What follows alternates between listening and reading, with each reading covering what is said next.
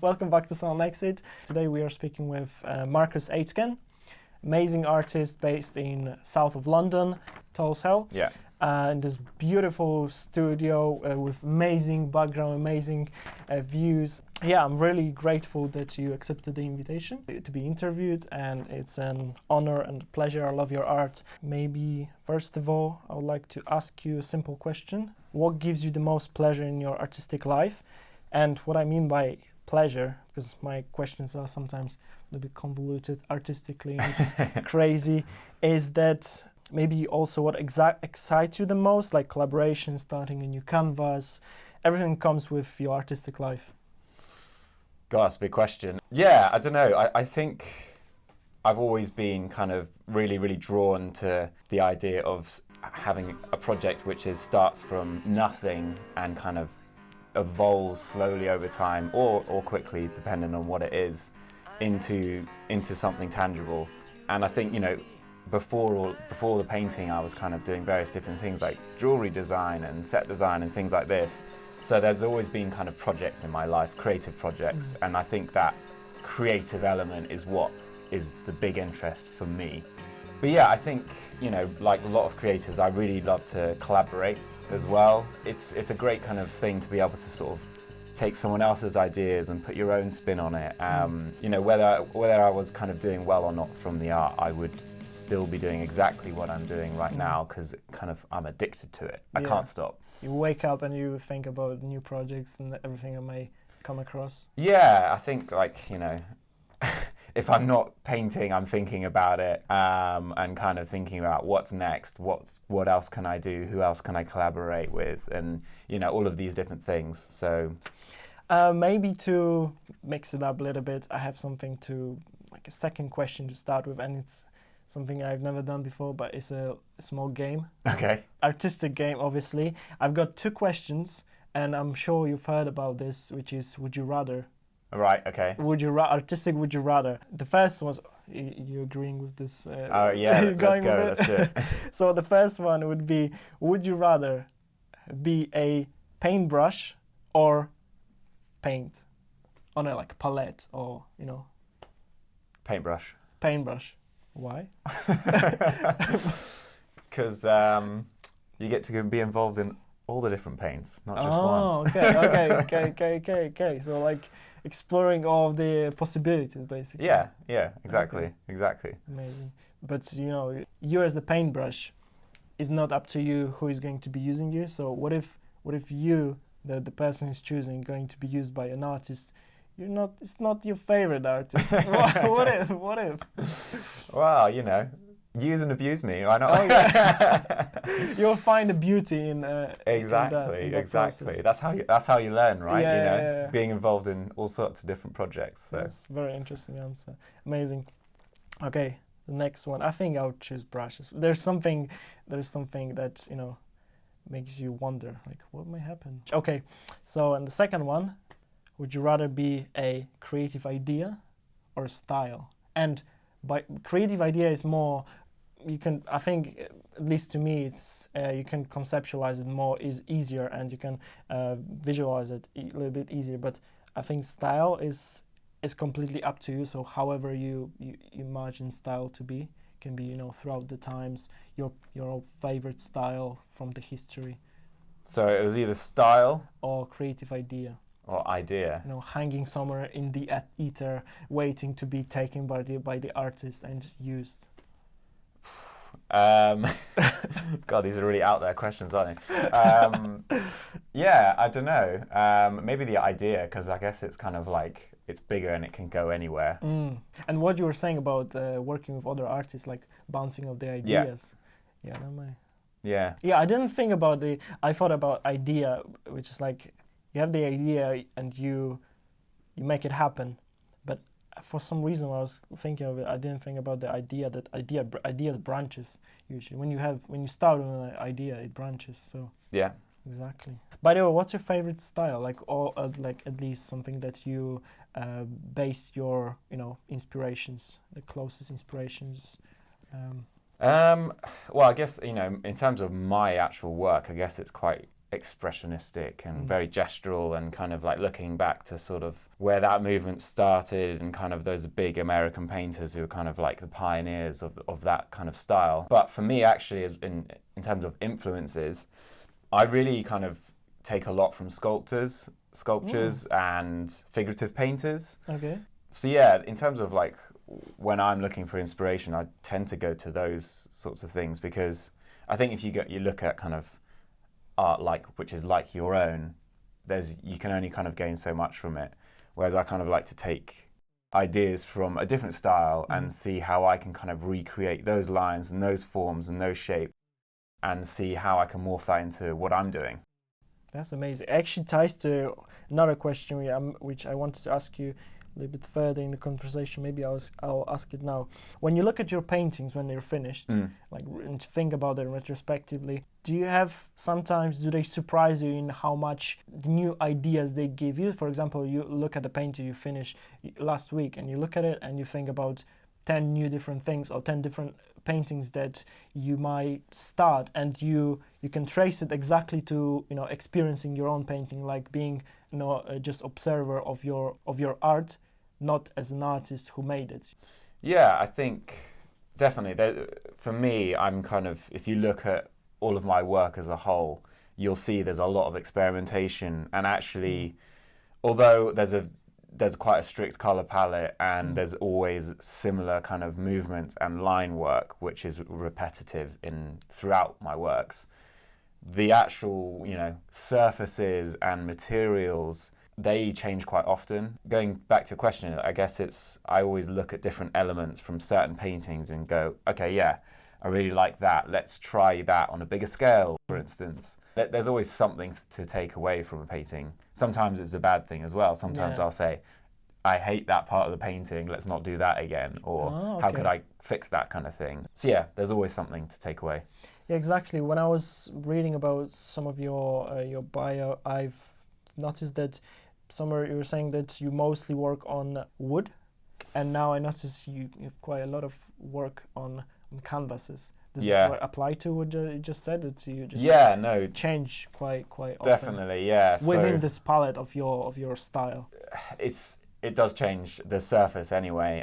So yeah, there was a while for about a year and a half there that I was strictly painting on wood panels, which kind of came from me actually when there was a time I didn't really have a lot of money to buy canvases and stretch it and stuff like that. I was just raiding skips and taking out sort of pieces of wood and sort of painting on them and having fun with it. And then that kind of developed, and then I started buying strips of wood and really liked that kind of perfect surface. And I still kind of occasionally go back to that, but yeah, that's kind of morphed now back onto canvas, which is where I originally started. But this time I'm kind of painting on raw, unprimed canvas, which is kind of a nod to the wood, because in all of my works, you always see a bit of the initial kind of surface, whether it's raw canvas or raw wood coming through the work. And I kind of I like to have a nod to where this started, not just to kind of coat it over and just show what this material actually is. Incorporating it. Yeah. And gives a lot of to your style and recognizability. It's how you arrange it, as if giving the wood or the canvas to speak for itself. Yeah. Yeah, beautiful. You were saying something I think I read that you have also graphic design or something within graphic background? Yeah, so actually, my degree was graphic and media design. And then I went specialized within that in illustration. That was kind of my degree, but when I was there, I was kind of the odd one out in the class that I was actually, at the time, creating sculptures and not really doing much on a computer. But I think the term graphic design is very broad. I think if you think that, people think kind of branding, logos, that kind of thing. Yes, that is the known part of it, but it's massive. It's kind of saying art, what does that cover? That's so much. What that gave me was a real good sense of spacing work and just how something will be set out, really. Layout and things like that, and curation. Most artists will come from a fine art degree background, which looking back, I probably would have gone now if I'd known that that's where I would be, Yeah. what I'd be doing now. But actually, I think having the graphic design background has given me a slightly different edge to some Definitely. artists doing the kind of style that I'm doing now. You wouldn't be here and having those thoughts if you didn't go through it. No, Thinking exactly. so. In one of your interviews, you were asked what's integral to the work of an artist, and you replied saying that it's being yourself, which I totally agree. You can't really argue with that. However, if you don't mind me going on a little tangent, I would like to ask, as far as you might want to be yourself, it's very often much easier said than done. And for a lot of people, and you probably experienced it yourself, throughout your, getting to the point where you know yourself. So I wanted to ask you, how do you find yourself instead of, being yourself? When you becoming an artist, how do you find yourself? Particularly maybe in your journey, do you recognize any paths, choices, experiences that might contribute to realization of yourself and understanding that that's not a cliche anymore because you have the style and you're developing in the right direction?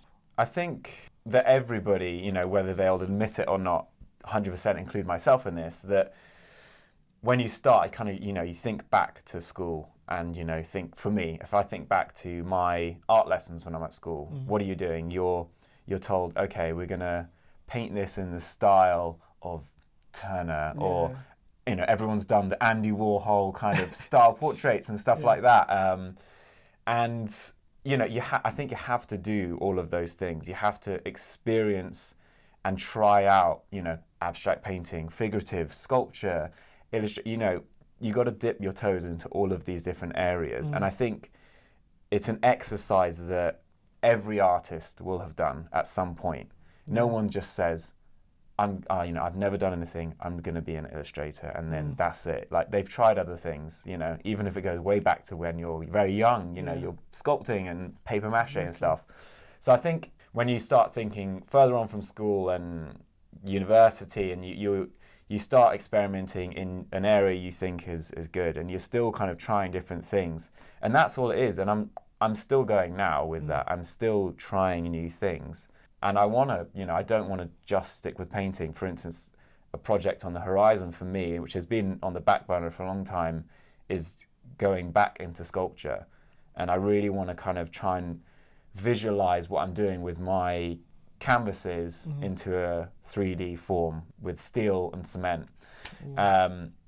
Who knows what that will be? And it's going to be a big learning curve for me. But I'm excited to try that because it's kind of like starting again in a new way. So I think that's a really exciting thing anyway, because there's no pressure and there's no expectation. So just finding yourself.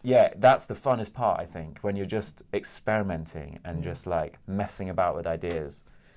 So I think it is a case of you do need to try to almost mimic other styles, and then from those styles you kind of breed your own ideas and it's all about kind of taking different ideas, and that idea is then you. That actually gave me chills, because the first thing that came to my mind was the journey of Picasso, who at early age was painting realistically, to like rendering paintings to a high level of realism, and then he just found himself, I guess, started being himself like throughout his life. Okay, maybe let's go to the painting of the feature, of this particular feature, which is the painting Valdo. Which is not with us any longer. It's sold. But there's a lot of new paintings coming, which I'm looking at one right now, and it's magnificent, beautiful. You'll be able to see it in some time. A few weeks. I think, maybe. So depends when this comes out. Although it doesn't tie particularly, or at first glance, the question might not tie to exactly this painting. As you said somewhere in some of your interviews also, it is up to the viewer to interpret your art to a big degree. And when I was thinking about this painting and what question I might ask, there was this one idea that was just speaking to me, which is there is this transcending time and space hieroglyphic feel to it, when I look at your paintings, they almost pop into those different segments, having different meanings in each one of them, like to almost to a hieroglyphic degree. And then I had this question that I wanted to ask you, which is, do you think that art is an inherent component of civilization, that, you know, somewhere out of space, not particularly on our planet, they must appear? Yeah, 100%. Whether you're into art or not, whether you like it or not, I think you are. You know, it's part of life. You know, everything that has been built, created, that's art, and it's kind of like from a creative idea. So, you know, if it's on our planet or another, then it's got to be, right? You know, if anything exists, there's an art, right? Yeah, this is what gave me, like, that was the first idea that came to my mind, the idea of this, you know, transcending humanity, something almost all out of space, something I can't really pinpoint. Yeah, I think, well, I like that kind of idea of something you can't really pinpoint, which is very much what, you know, I don't say too much about my works, because yes, of course, certain pieces have certain meanings to me and reasons why I've done certain things. But I want, you know, as an annoying answer as some people might find it, that I want the viewer to take their own experience from it. I really do, that certain things will kind of bring up different feelings and emotions for someone compared to another. Some people love what I do, some people hate it, and that's great. I don't want everyone to be like, yeah, fantastic, great. You know, there's loads of people who, you know, I do a lot of art fairs, and people come up to you directly and they tell you what they think of the work, which is great. More often than not, it's, you know, love your work, great, blah, blah, blah. I'm always so interested in those people, and usually actually they tend to be older, and they kind of really voice their opinions, and they're sort of like, I really don't get it. So, you know, sometimes, where's the talent? What's this about? And, you know, why have you done that? And I quite enjoy that challenge, and I quite enjoy sort of explaining my ideas into it, but also getting their feedback. Because I think overall art is a conversation, right? Yeah. It's someone will buy a piece of art because they, for one reason or another, kind of feel a certain connection to it, and it's also something they might have in their house, or a conversation starter as a bit of a statement about them, although they haven't done it. They're definitely more memorable, such experiences, where you know, face something instead of just accepting, for example, a compliment or something. It creates a new tangents and creates new branches of your artistic practice. Yeah, maybe going a little back to Earth now. Is there anything particularly worth adding? You remember about this painting, the Valdo? Like the title, the medium. Yeah, do you know what? It was actually one of the first paintings that I started when I morphed kind of from working on wood back to canvas, and it was the first or second painting that was working on raw canvas. So yeah, actually that piece is interesting. You picked it as kind of the start to what I'm doing now. I think it was, you know, 3 years old now or something like that. The elements I've kind of worked on that have definitely influenced where I am now and kind of changed lots of different ideas. I think the colour palette as well, which is green and pink, which is in every piece of my work, I'd say. They always get those two specific colours as kind of, influenced definitely where I am now. So it's a starting point, I'd say. Amazing. You were saying also that you were inspired by music quite a lot. Yeah, massively.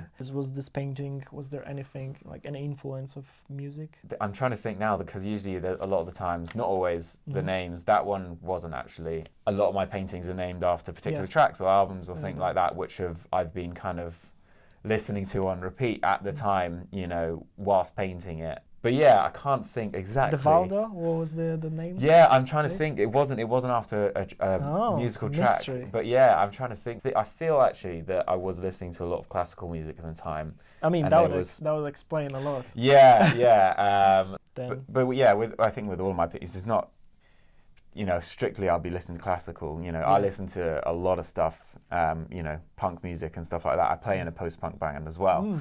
So there's kind of like, maybe you can pick up like heavier elements in it and then kind of smoother, slower brushstrokes, which is, that's kind of how I base the paintings. It's soft tempo. What was the band you were saying about?